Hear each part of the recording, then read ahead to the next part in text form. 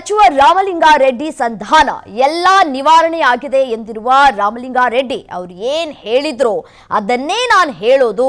DK ಜೊತೆ ಸಭೆ ಬಳಿಕ ನಗುತ್ತಲೇ ತೆರಳಿದ್ದಾರೆ ರಾಮಲಿಂಗಾರೆಡ್ಡಿ.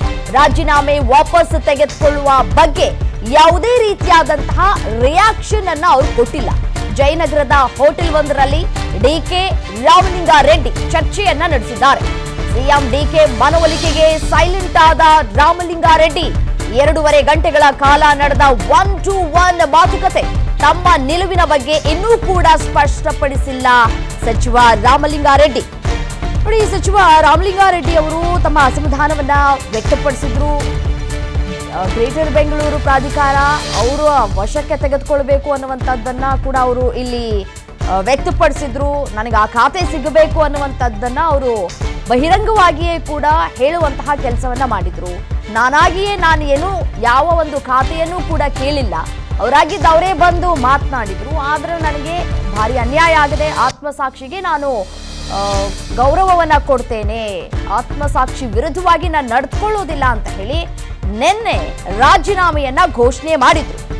ಸದ್ಯಕ್ಕೆ ಡಿಕೆ ಶಿವಕುಮಾರ್ ಅವರು ಮನವೊಲಿಸುವಂತಹ ಪ್ರಯತ್ನವನ್ನ ಕೂಡ ಪಟ್ಟಿದ್ರು ಕೂಡ ಯಾವುದೂ ಕೂಡ ತಣ್ಣಗಾದಂತೆ ಕಾಣಿಸ್ತಾ ಇಲ್ಲ.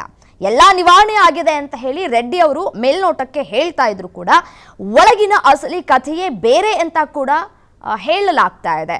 ಸೊ 2.5 ಗಂಟೆಗಳ ಕಾಲ 1-to-1 ಸಭೆ ಆಗಿದೆ, ಮಹಾಸಂಧಾನ ಕೂಡ ಮಾಡಲಾಗಿದೆ. ಆದರೆ ಒಮ್ಮೆ ಮುನ್ಸ್ಕೊಂಡ್ರೆ ಅವರನ್ನ ಮನವೊಲಿಸೋದು ಅಷ್ಟು ಸುಲಭವೂ ಕೂಡ ಅಲ್ಲ. ಇದನ್ನ ಅರಿತಿರುವಂತಹ ಖುದ್ದು ಮುಖ್ಯಮಂತ್ರಿಗಳು ಅವರೇ ಜಯನಗರದ ಹೋಟೆಲ್ಗೆ ಧಾವಿಸಿ ಮಾತುಕತೆಯನ್ನು ನಡೆಸಿದ್ದಾರೆ.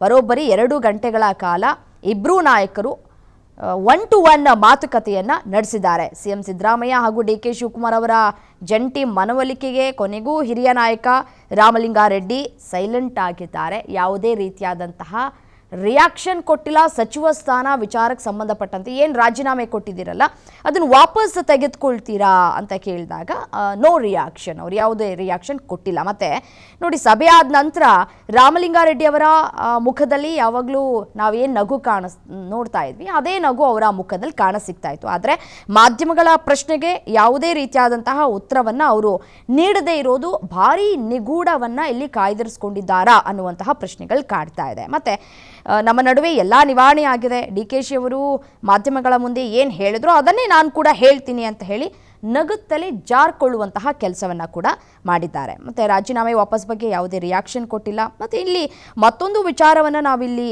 ಸೂಕ್ಷ್ಮವಾಗಿ ಗಮನಿಸಬೇಕಾದಂತಹ ಅಂಶ ಏನಪ್ಪ ಅಂದರೆ, ಕಾಂಗ್ರೆಸ್ನ ಅತ್ಯಂತ ನಿಷ್ಠಾವಂತ ಹಾಗೂ ಹಿರಿಯ ನಾಯಕರಾಗಿರುವಂತಹ ರಾಮಲಿಂಗಾರೆಡ್ಡಿ ಅವರು ಈಗ ಯಾವುದೇ ರೀತಿಯಾದಂತಹ ರಿಯಾಕ್ಷನನ್ನು ಕೊಟ್ಟಿಲ್ಲದೆ ಇರುವಂತಹ ಹಿನ್ನೆಲೆಯಲ್ಲಿ ಇವತ್ತೇನಾದರೂ ಸಚಿವ ಸ್ಥಾನಕ್ಕೆ ಅವರು ಏನು ಈಗ ರಾಜೀನಾಮೆಯನ್ನು ಕೊಟ್ಟಿದ್ದಾರೋ ಅದನ್ನು ವಾಪಸ್ ತೆಗೆದುಕೊಳ್ತಾರಾ ಅನ್ನುವಂತಹ ಚರ್ಚೆಗಳು ಆಗ್ತಾ ಇದೆ. ಅಥವಾ ಚರ್ಚೆಗಳನ್ನು ಮುಂದುವರೆಸ್ದೇನೆ ಈಗೇನು ಅವರು ಮೌನಕ್ಕೆ ಏನು ಶರಣಾಗಿದ್ದಾರೋ ಅದೇ ರೀತಿಯಾಗಿ ಮುಂದುವರೆಸ್ಕೊಂಡು ಹೋಗ್ತಾರಾ ಅನ್ನೋದು ಸದ್ಯಕ್ಕಿರುವಂತಹ ಪ್ರಶ್ನೆ. ಕಾದು ನೋಡಬೇಕು ಏನಾಗತ್ತೆ ಅಂತ ಹೇಳಿ.